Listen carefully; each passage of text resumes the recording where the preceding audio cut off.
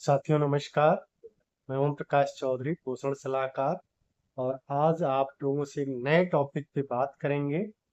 तो आइए वो टॉपिक क्या है उस पे हम लोग बात करते हैं। तो सबसे पहले आप सभी लोगों का स्वागत है इस हमारे YouTube चैनल पे।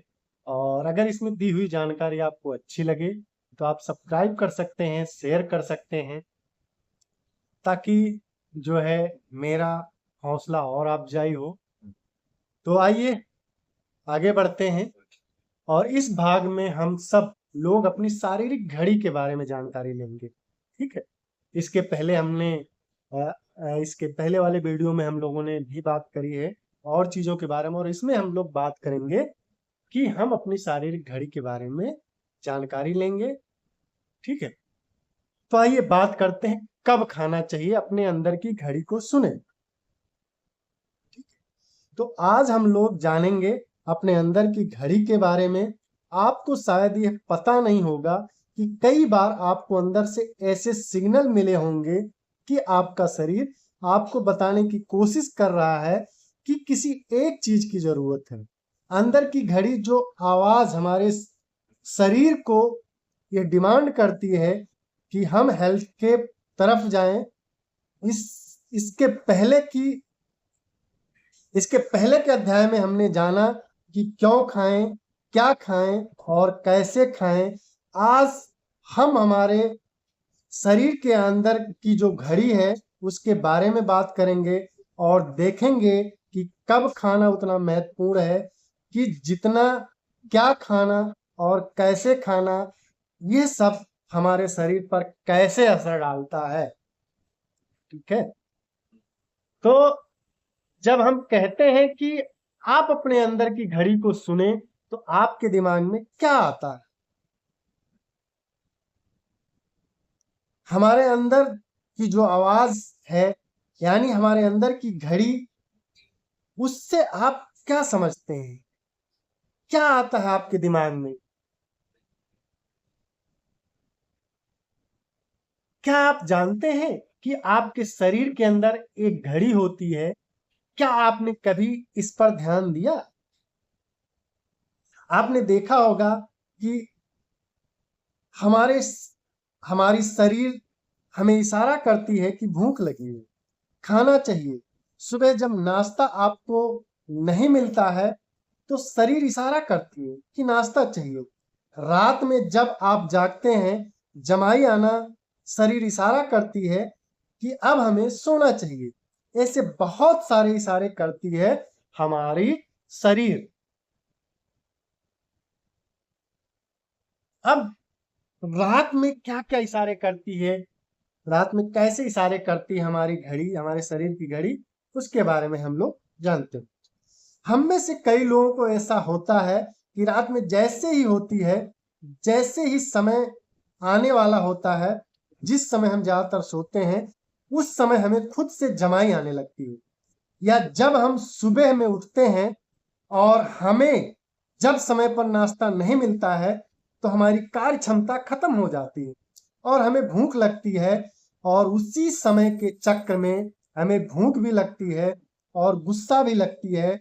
हमारा शरीर इशारा करता है कि हमें भूख लगी है। हमारे शरीर को समय के अनुसार खाना मिलना चाहिए और उस समय नहीं मिल रहा है तो वह संकेत है, जैसे पेट का गुड़गुड़ होना, चिड़चिड़ापन होना। तो ये कुछ ऐसे संकेत होते हैं जो हमारे अंदर की घड़ी देने की कोशिश कर रही है। और यही होता है हमारी बॉडी की घड़ी, हमारे शरीर की घड़ी। अब जीवित चीजों पर जो है शारीरिक घड़ी के बारे में जानते हैं। अगर हम प्रकृति को इस घड़ी से जोड़ करके देखें कि क्या होता है बॉडी की घड़ी, आप देखेंगे चाहे वह छोटे से छोटा पौधा हो, एक पेड़ हो, फूल हो या कली हो, पशु हो, पक्षी हो, सब रात में एकदम शांत हो जाते हैं। और ऐसे ही सुबह की पहली किरण पड़ती है हमारी धरती पर सूर्य की, उसके बाद से ही वापस से सब पंक्ति में आ जाते हैं। इन सब के अंदर जीवंता आ जाती है। ऐसा क्यों होता है? क्योंकि हम सबके अंदर प्रकृति का नियम है, एक बनावट है, एक संरचना है कि जब हम सोते हैं, ये सुबह उठते हैं, तो हमारे शरीर और प्रकृति के बीच एक कनेक्शन होता है और हम मानव भी ऐसे ही हैं।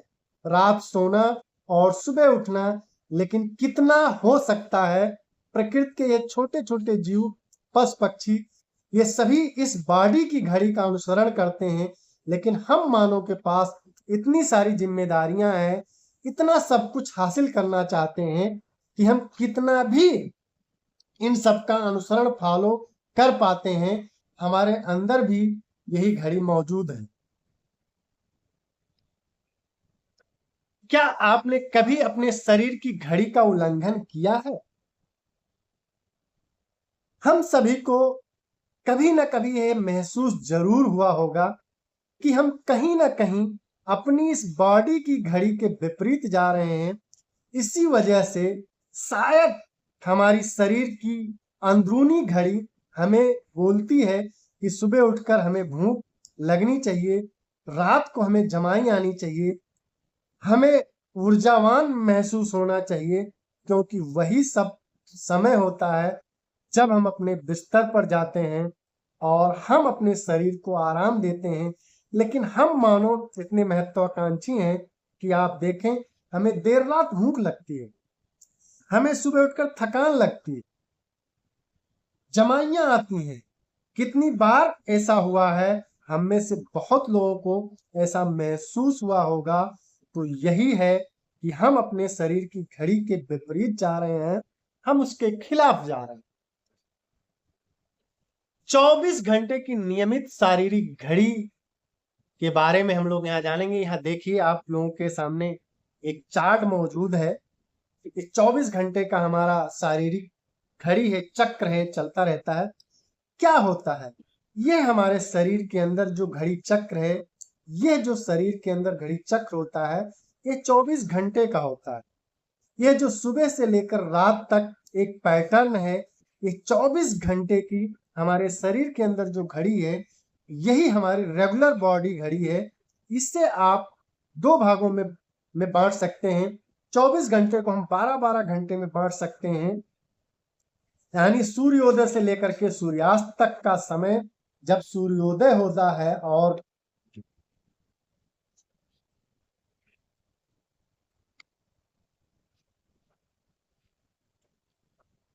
सूर्यास्त होता है, वो हमारा दिन का समय है।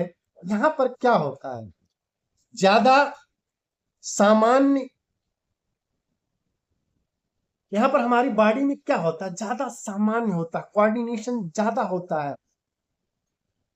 इससे इस समय आपका शरीर स्फूर्ति वाला होता है, आप ऊर्जावान होते हैं, आपका माइंड ज्यादा कॉन्सेंट्रेट होता है, ज्यादा शरीर के अंदर सतर्कता होती है।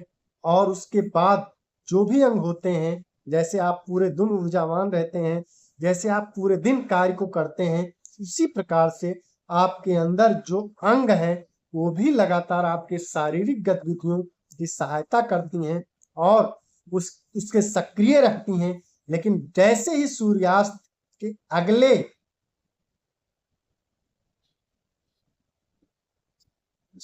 के अगले बाद से अगले दिन सूर्योदय तक, ये अगला जो हमारा 12 घंटा है, यह एक ऐसा समय होता है जब हमारी बॉडी, जैसे हमको नींद की जरूरत होती है, तो हमारी बॉडी को भी आराम की जरूरत होती है, लेकिन बाकी काम की जरूरत होती है। यानी वह एक ऐसा समय होता है जब हमारे शरीर के अंदर काफी रिपेयर होता है, मेंटेनेंस का काम होता है, रिबिल्ड का काम होता है, क्योंकि हमने तो पूरा दिन इस्तेमाल कर लिया है। जो हमारे अंदर पोषक ऊर्जा थी, वो रात, वो समय होता है जब वहां पर रिपेयर, रिबिल्ड होता है। और वह समय होता है जब हमारे शरीर को भी, हमारे दिमाग को भी आराम की सख्त जरूरत होती है। तो यही है हमारे शरीर की घड़ी, हमारे शरीर की 24 घंटे की घड़ी। मुख्य आंतरिक घड़ी, के बारे में हम लोग बात करते हैं, मुख्य आंतरिक घड़ी क्या चीज होती है। हम लोग एक उदाहरण से समझते हैं कि बॉडी क्लॉक काम कैसे करती है, क्या होता है। उसके अंदर आपने देखा होगा सबके घरों में एक मेन स्विच होता है, जो बाकी बाकी छोटे छोटे स्विच हमारे हर कमरे के अंदर मौजूद हैं, उनको कंट्रोल नियंत्रित कर रहा होता। तो मेन स्विच क्लॉक सही होगा, वह काम कर रहा होगा अच्छे से, वहां पर जो है ट्रिपिंग नहीं हुई है, तो वह बाकी आपके सारे स्विचेज में करंट देगा और जब जरूरत होगी आप स्विच ऑन करेंगे, काम करेगा। घर जो है, घर में लाइट होगा, पंखा चलेगा, बल्ब जलेगा, और जब जहां पर करंट की जरूरत होगी वहां पर मिलेगा। उसी प्रकार से जैसे मेन स्विच का काम होता है, हमारे शरीर के अंदर भी एक ऐसा मेन स्विच घड़ी होता है जिसको हम शरीर के अंदर की घड़ी बोलते हैं। वह होता है हमारे ब्रेन में मौजूद होता है। अब एक बार जब वो एक्टिव सक्रिय हो गई, उसके अंदर एक जो वाइब्रेशन है, जैसे मेन स्विच को करंट पास होता है, वैसे ही जब उसको भी वाइब्रेशन मिलता है तो क्या करता है, छोटे छोटे जितने भी क्लॉक हैं हमारे शरीर के अंदर अलग अलग जगह पर इंडिविजुअल इंडिविजुअल क्लॉक, वह जो क्लॉक है जो अलग अलग जगहों पर अलग अलग अंगों में फिट है। जब आपका ब्रेन का मेन स्विच ऑन हुआ तो उसके बाद क्या हुआ, जो आपके अलग अलग अंगों के स्विच है, क्लॉक है, वह सब एक्टिव सक्रिय होते हैं। अब जैसे वहां पर करंट है तो यहां पर क्या प्रोत्साहन स्टिमुलस है, क्या होता है ऐसी अंदरूनी या जो बाहर की ऐसी जो प्रोत्साहन है, जो आपको इस मेन स्विच को, आपकी दिमाग की घड़ी को, आपकी बायो घड़ी को ट्रिगर चालू कर देता है। जैसे लाइट, वो भी जब आपकी प्राकृतिक लाइट होती है, जब सूरज की पहली किरण पड़ती है, वह सबसे पहले आपकी ब्रेन को सक्रिय करती है। लेकिन उसके साथ ही साथ स्टडीज यह भी बताती है कि आप जिस प्रकार का खाना खाते हैं, जब आपके शरीर में पहली बार पहुंचती है तो वो भी आपके अंग, बहुत सारे अंगों को सक्रिय करती है आपके ब्रेन के आदेश से। और इसके साथ ही साथ व्यायाम भी, जो फिजिकल मूवमेंट होता है हमारी बॉडी में, जब हम बेड पर होते हैं तो फिजिकल मूवमेंट कम होता है, लेकिन जब हम सोकर उठते हैं तो हमारा फिजिकल मूवमेंट शुरू होता है। वो भी एक सिग्नल है, इसी ही लाइट की तरह है, इसी ही डाइट की तरह है, जो आपके अंगों की घड़ी है उनको सक्रिय करती है, उनके अंदर जीवन को लेकर के आता है। आपके शरीर की घड़ी कौन सा कार्य प्रभावित करती है, आपके शरीर की घड़ी से कौन कौन से कार्य प्रभावित होते हैं। हमारे शरीर की